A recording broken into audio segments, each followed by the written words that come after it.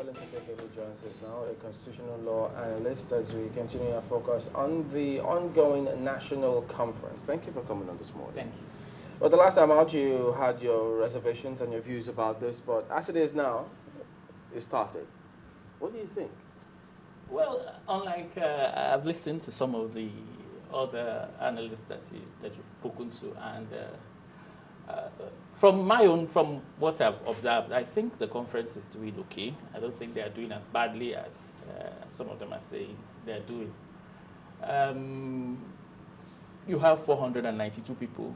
You put them in one room, and you want them to come up with ideas as to how to move the country forward. Of course, they are coming from with different backgrounds, orientation. They have they have their different experiences. So it's expected that there will be conflicts, disagreements, fears, worries, and I think the secretariat of the conferences they are doing their best to see how to resolve these differences. Did they reflect the view of the Constitution now, of the 492 members?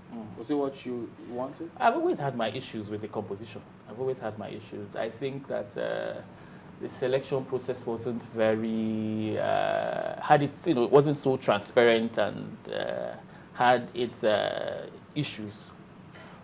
But in the whole, we've seen the members of the conference, and I think the best thing is to get them to do the right things. But then there are those who have spoken about the representation. Yes. Of generational representation. Yes, I agree completely with them. I think there's something wrong with having old people represent a country that is now populated by more young people. It doesn't make sense. And also, if you take into consideration the fact that some of these old people have ideas that that they've concretized, and that's going to be very difficult for them to change. There are issues. But for me, I think it will be difficult now to start withdrawing some people and injecting some people. It's going to be very chaotic. And then what will be the basis for withdrawing, and what will be the basis for selection again? Let's look at it. There are those. This is some school of thought think that the youth have been starved of quality education, quality training, quality upbringing. Now, given that they've been starved for decades, do they have what it takes? That's the school of thought. Do they have what it will take to bring about a change at the national conference? Do they have what it will take to articulate the future, for lack of a better word, the future of this country?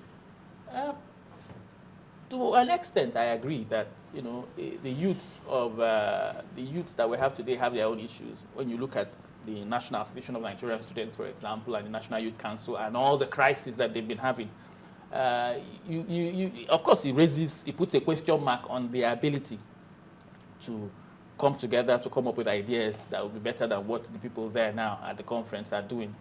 But I still think that it was only fair that we have more of the youth, since they have a greater stake. Also knowing that the youth population is beyond the National Association of Nigerian Students. I know. But the point I'm making is that there are challenges, like you said, there are challenges. They've really not lived up to expectation. If you compare the generations of the Wole Soyinkas of this world and generations today, you see that there is a difference.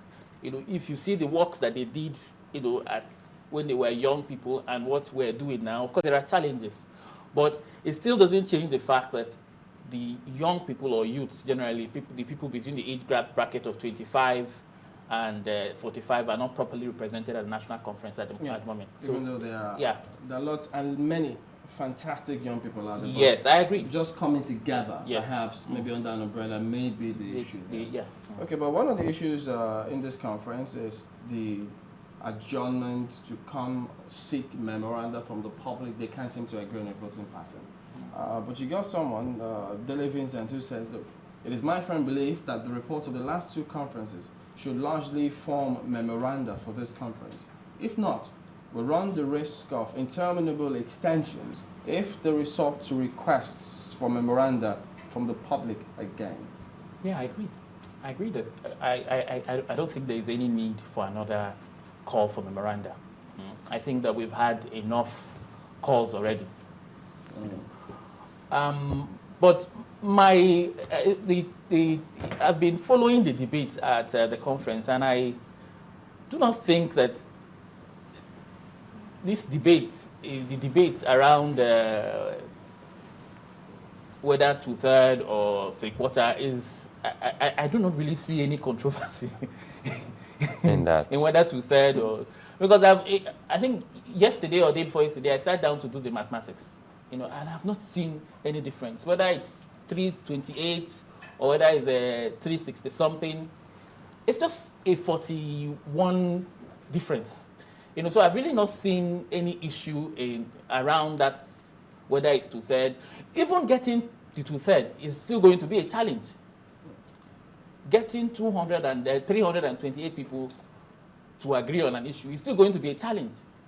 But if I were to advise, I would simply say it should revert back to the modalities for the conference.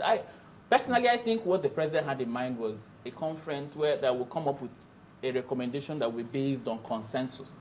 Now, if you look at all the modalities for the conference, you see that the emphasis was on consensus. It's important that you all sit down and agree. Was it a realistic one?